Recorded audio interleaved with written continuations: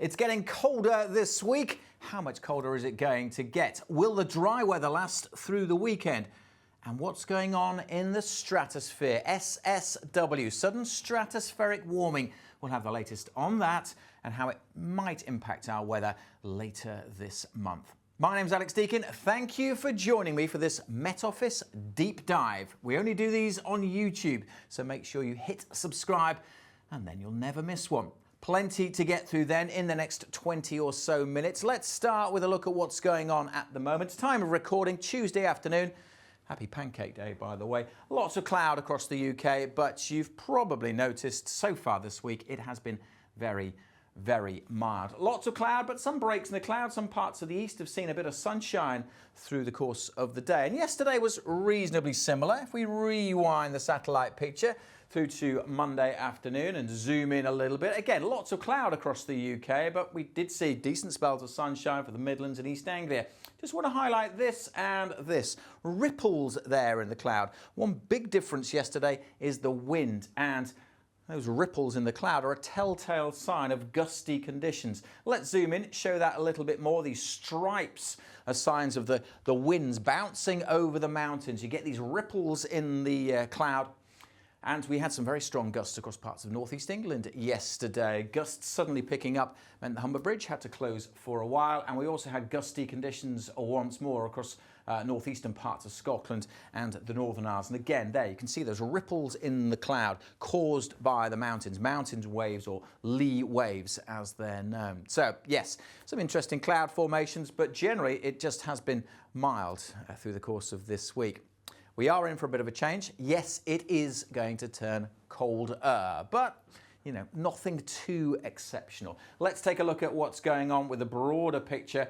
Don't need the jet stream on to start with. We are tucked in here. We are tucked in what's known as a warm sector between the warm front and the cold front. We have been for a couple of days. And in here, as you might imagine, it's called a warm sector for a reason. Is very mild air, and that mild air has been around. So when we've seen the sunshine over the past couple of days, temperatures have reached 15, 16, even 17 degrees Celsius in that milder air. But we are in for a change if we run through the next 24 hours or so. Here's the cold front, and it's called a cold front because behind it there is colder air, and that will be pushing its way across the UK. So that whole warm sector is being pushed out of the way. Tonight's coming into the northwest, and then during Wednesday that colder air will spread right across the UK. So it is going to turn colder, and you'll probably notice that difference, particularly so come the afternoon. Let's take a look at the temperatures. What does that actually mean in terms of the numbers? Well, these are the values for Tuesday afternoon. I said, well, we've seen some sunshine, northeast Scotland. Temperatures have been into the teens, but generally double digits, 10, 11, 12 Celsius above average for the time of year. Fast forward to tomorrow, bang, single figures almost across the board. So we are going to see that drop. Temperatures dropping by 2, 3, even 4 or 5 Celsius in some places, particularly Aberdeenshire. So those temperatures are dropping. It will feel colder on Wednesday compared to Tuesday, but actually compared to average, these numbers are pretty much spot on for the time of year. These numbers compare to the average for this time in February. So just back to average temperatures after it has been so very mild. So it is going to turn colder, but as I say, nothing too exceptional about the cold that we feel. One thing we'll notice, for some of us at least, is where the skies stay clear, there will be a return of nighttime frosts as well. Again, nothing too unusual about that in February. Another thing we'll notice is that cold front isn't just bringing colder air. It is also going to bring some rain, and we haven't seen much of that so far through February. So the cold front is here. You can see it. It's this line of rain bringing, you know, a decent spell of wet weather to western Scotland and Northern Ireland. Now, it has been reasonably wet here through February, but it is going to move across England and Wales, where it has been, as we'll see later, very dry so far this month. So here it comes through the night into western parts of England, Wales. There's a narrowing band of rain. And then notice as it moves across England and Wales, it kind of breaks up a little bit. It's no longer in that recognisable band. So it's not going to rain just for 2 or 3 hours and then dry up. It's going to kind of be patchy. It'll be on and off through the day as it works its way into eastern areas. But it will be significant just because we haven't seen much rainfall recently. I say nothing particularly heavy, but it will be kind of a dull, damp day for East Anglia and the southeast. Behind it, further north, it'll turn colder, but it will also turn brighter with some good spells of sunshine over Northern Ireland, Northern England and much of central and southern Scotland. Notice where the winds are coming from, coming down from the north. Hence, we will have that colder feel. Not particularly strong winds, but bringing the colder air. So in Scotland, where we see the showers, they will be falling as snow over the hills, over some of the higher routes. Let's take a look at the freezing level. So this is how high up you've got to go in the atmosphere before you get to 0 Celsius. We've got to go pretty high up at the moment because the air is very mild across the UK at the moment. So you've got to go 1,400 metres up before you get to freezing. So that's how mild the air is currently. But over here, that's where we've got the cold front. And again, let's run through the sequence. And you can see that as the cold front moves through, the freezing level drops. So behind that cold front, the freezing level where you get to 0 is only what? 600 metres up. So over the hills of Northern Ireland, if we see some showers, there could be a little bit of snow. But perhaps more importantly, across parts of Scotland, again, that freezing level dropping to 800 metres, which means we could see snow down to 400 metres, maybe 300 metres. And some of the higher routes in northern Scotland are down to that kind of level, or up to that kind of level. So we could easily see some snow in the showers as we see Wednesday progressing over some of those higher routes. Now, the showers, so it's not expected to last, but if you are travelling here during the course of Wednesday, you may get hit by a sudden burst of snow on some of those higher routes. And then, of course, on Wednesday night, as things turn colder, it could also turn a little icy through Wednesday night and into Thursday morning, wherever we see the shower. So you can see that colder air coming in during Wednesday and lasting for much of the day and lasting into Thursday as well. You'll notice even across Wales, the freezing level comes down to 600 metres. So the possibility over the tops of Snowdon, if we see any showers, of seeing a little bit of snow, but certainly not much at low levels. Even across northern Scotland, it is mostly going to be over the hills. Snow over the hills in Scotland, not unusual in February. Frosts in February, again, nothing unusual. So there's nothing exceptional about this colder spell, but because it has been so mild, you probably are going to notice that difference. And with the colder air in place, particularly as we go through Wednesday morning and Thursday morning, these are the morning temperatures on Thursday morning. So we are looking at temperatures in towns and cities across Scotland close to freezing. And as you can imagine, in rural areas, particularly in this zone over Northern England, Northern Ireland and Scotland, in this zone, we are going to see temperatures dropping back down to freezing for Thursday morning. So we will see a return of those nighttime and morning frosts. Again, something we haven't seen much of recently. Let's take a look at the rainfall now as we go forward to Thursday, because we talked about that rain coming in across East Anglia and the southeast, lasting for most of Wednesday, but it's still there on Thursday. That weather front doesn't properly clear away, so it's going to be quite a grey day still across East Anglia and the southeast. Some drizzle, although that should fizzle out. There's more rain then coming into northern Scotland on Thursday and the winds picking up, but in this zone, between these two weather systems, in this zone across northern England, southern Scotland, Northern Ireland, much of the Midlands, Wales, Thursday's looking like a fine sunny day. So after a frosty start, perhaps in places, looking like a cracking winter's day with temperatures back closer to average and feeling pleasant in the sunshine and the light winds. Let's look at the winds further north, however, because they'll be far from light here. The winds will be picking up on Thursday across northern Scotland. Very gusty conditions, and you can see rainfall coming in here also. So it's going to turn wet and pretty windy again across northern parts of Scotland. Let's once more take a look at the bigger picture then and see what's going on with this, because that is, again, a bit of a switch around for Thursday and into Friday. Skip forward. That wet and windy weather on Thursday being caused by this weather system moving from Iceland up towards Norway, but the weather front's trailing down into northern Scotland. The isobars pinching together, hence why it is going to be quite windy. All the while, notice this area of high pressure. That is a big chunky high, and it's not moving too far. That is going to dominate our weather through the weekend and beyond. But before we get there, as we go into Friday, this weather front is sinking its way southward. So that low is heading to Norway, the isobars squeezing together, and we have another cold front pushing south on Friday. So it is going to turn chilly again. So temperatures up and down this week after a mild start. colder on Wednesday. Temperatures back up a little bit on Thursday, but dropping once more on Friday thanks to this cold front, and more pertinently, as that low heads its way towards Denmark and Norway, the isobars squeezing together, so we know what that means. The winds are going to be picking up, really quite stiff winds coming down from the north and clipping particularly eastern parts of the UK. Now, again, the air is not particularly cold. I mean, it's colder, but it's not especially cold, not the dark blues there. So temperatures on Friday are not especially cold, but you've got to add on that wind. So let's take a look at the numbers, in particular for Friday. I'll do it without the wind chill first up. These are the temperatures for Friday. And again, you'll notice, let's stop it there, middle of the afternoon. Middle of the afternoon, pretty similar to Wednesday's temperatures. So 7s, 8s across the north, 9, maybe 10 in the south. Pretty close to the average for February. So it's not especially cold air, even behind that next cold front on Friday. But don't forget, add on that wind and it really will feel pretty raw, I suspect, on some of these easternmost coasts. So temperatures across Aberdeenshire, when you add on that wind, feeling close to freezing and not far above along the east coast. So it's going to feel pretty chilly. Scarborough, Bridlington, Cromer, that wind will make it feel really quite raw on Friday. So although temperatures are not especially cold, we're not seeing a huge cold spell, you are going to feel it if you're on the east coast.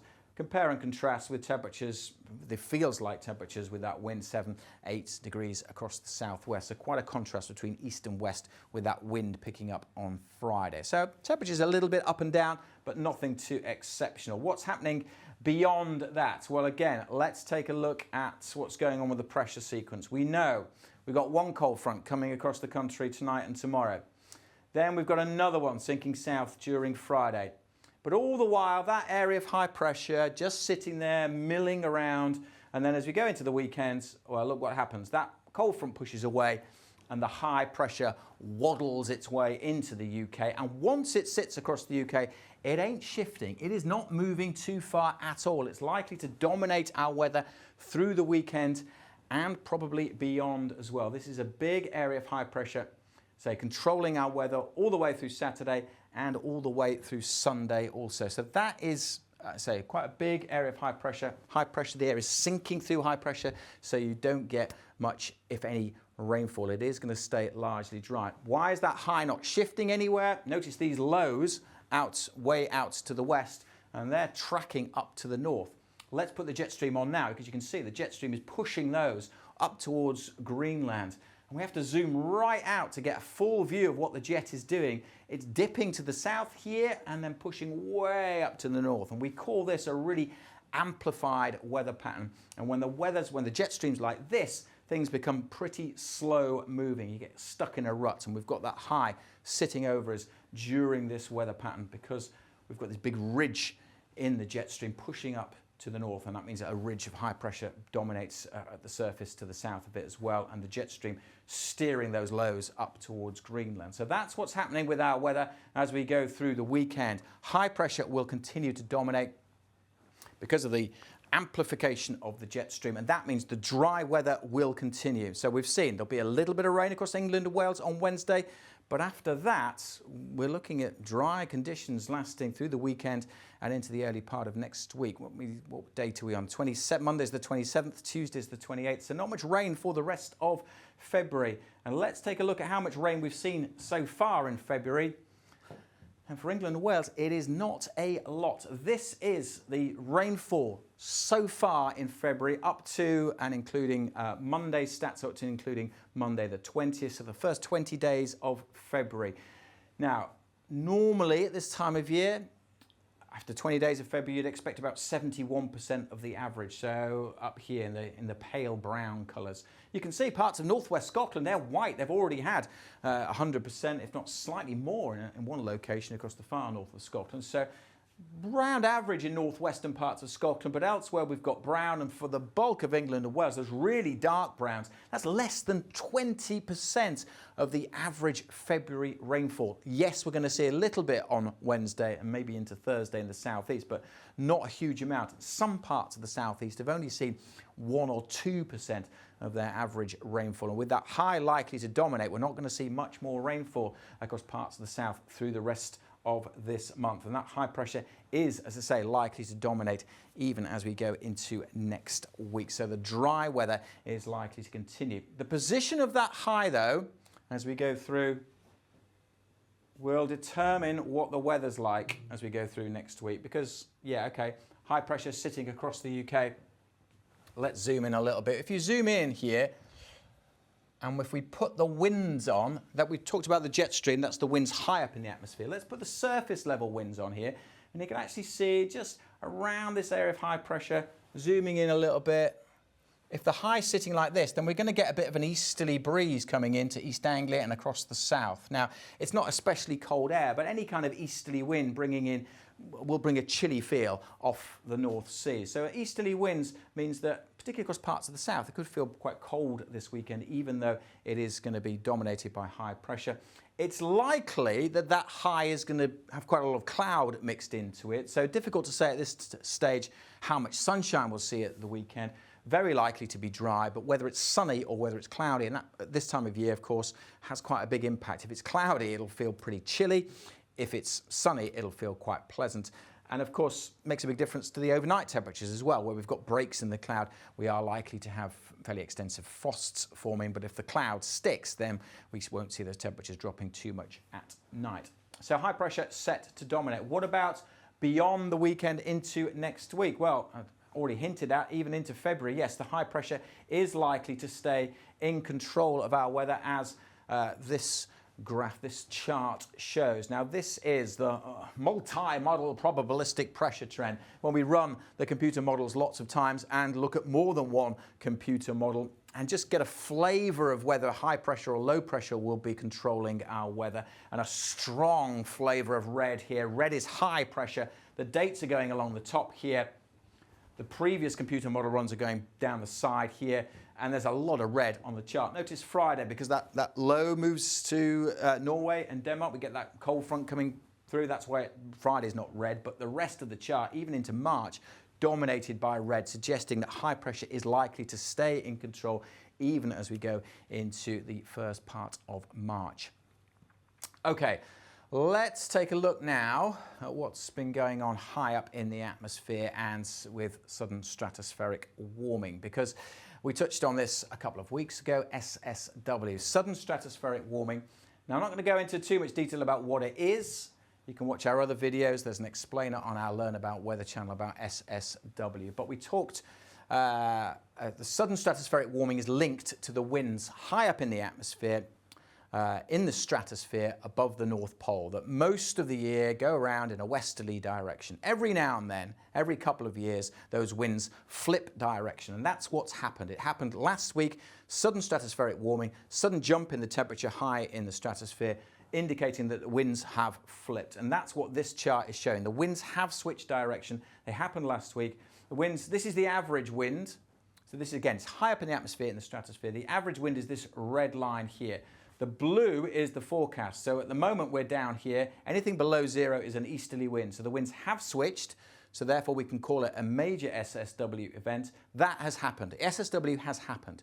But any impacts across the UK's weather won't happen for a while yet. It's normally 10 days, 2 weeks, even 3 weeks later that we see the effects. But this graph is suggesting that those winds high in the stratosphere, showing signs of recovering a little bit. They should be up here, but that actually dropping off again as we go towards Monday, the 27th of February, and then only slowly recovering as we go through March. So strong signals there that the polar vortex, that's what this is related to, won't be recovering fully until we get to the end of March, by which time it'll be collapsing anyway because of the time of year. So this graph is showing us that SSW has happened, a weakening of the winds high up in the stratosphere above the pole. That's happened. Now, what can happen with an SSW is that change of wind direction can filter back down through the atmosphere and increases the chance of the weather close to the UK becoming more slow moving and becoming more static. Now, you may have put two and two together here and said, well, that's what's happening, right? We've got high pressure dominating our weather as we go through the weekend and into next week. Now, that is happening, but that is not happening because of SSW. This has got to filter down through the atmosphere, and as I said, that can take 10 days, 2 weeks, 3 weeks to occur. The fact that we've got high pressure is just coincidental, but the fact that this has happened means that that high pressure or those static weather patterns are more likely to continue as we go through the end of February and into the start of March. And the most likely weather patterns through next week are likely to be dominated by slow-moving weather patterns and high pressure, as we can see here. So this again is that multi-model. We look at lots of computer model runs and it gives us a flavor of the weather. The dates now are going along the bottom here, and the reds are high pressure, different types of high pressure. Strong signal here, even into the early part of March, dominated by red, and it's typically this dark red color, strong. So these are percentages up here, 70, 80% chance. That's a really high signal for the first part of March that we are going to see a blocked weather pattern, a negative NAO weather pattern, blocked and high pressure continuing to dominate. So that's likely. And as we go through next week, saying maybe not initially because of SSW, but SSW is likely to continue that weather pattern. So what weather patterns are we likely to see? Well, as we go through next week, that high pressure sitting out to the west, allowing perhaps easterly winds to come in, but the position of the high will be absolutely crucial as to whether we tap into really cold air or whether we just stay a little bit colder than average, or whether that high pressure moves a little bit further west or moves a little bit further east. So the position of that high will be absolutely crucial as to the type of weather we see as we go into March. But what we do know about SSW is that the southern stratospheric warming, that has happened. Any impacts across the UK won't be until the end of February and into the early part of March. But as we've already seen, colder weather is more likely, and that's what SSW does. It increases the chances of those slow-moving weather patterns and increases the chances of high pressure being close to the UK. Doesn't always mean cold weather. About 70% of SSWs lead to colder weather. So it doesn't always mean it, but it does increase the chances. And it doesn't definitely mean that we're going to see any widespread problems from the colder weather. But signs are that colder weather is more likely, and the position of that high pressure will be absolutely crucial. Let me try and show you that with a diagram, and where are we going to see the high pressure? So we're most likely to see the high pressure here, just to the west of the UK. But there are some signals, let's make that a little bit smaller, some signals from the computer models that the high may well start to migrate and move a little bit more towards Greenland. So if the high has moved its way up here, isobars like this, what that means for the UK, the winds go around high pressure like this. So it means an increasing chance of the winds coming in from the north or the northeast, or perhaps more even from Scandinavia, and picking up some moisture across the North Sea. So if that high does move up, back end of February into March, that could introduce more of a northeasterly flow, so increasing chance of seeing some showers here.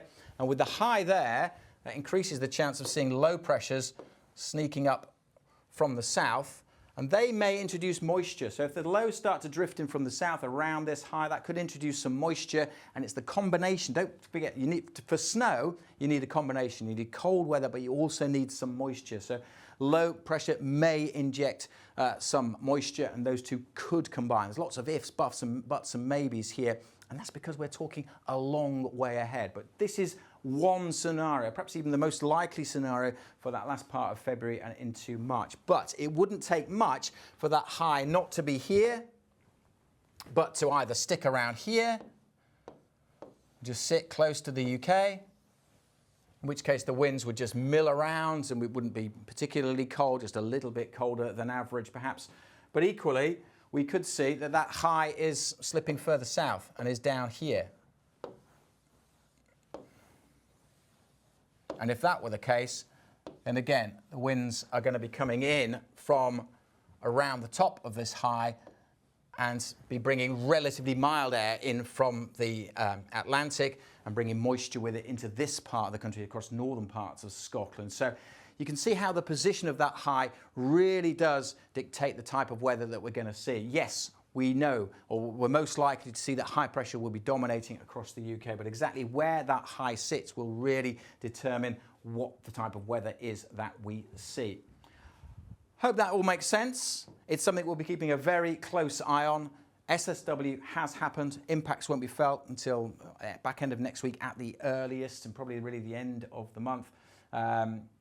Colder weather is more likely, and that are decent signals for colder conditions through into next week and perhaps beyond as well. But that high is absolutely crucial for the different types of weather that we see. So again, anyone who tells you that it's definitely going to be snowing in 3 weeks' time is just guessing, because no one knows exactly where that high pressure is going to sit, and things can change, of course. That's it for the deep dive for this week. Hope you enjoyed it.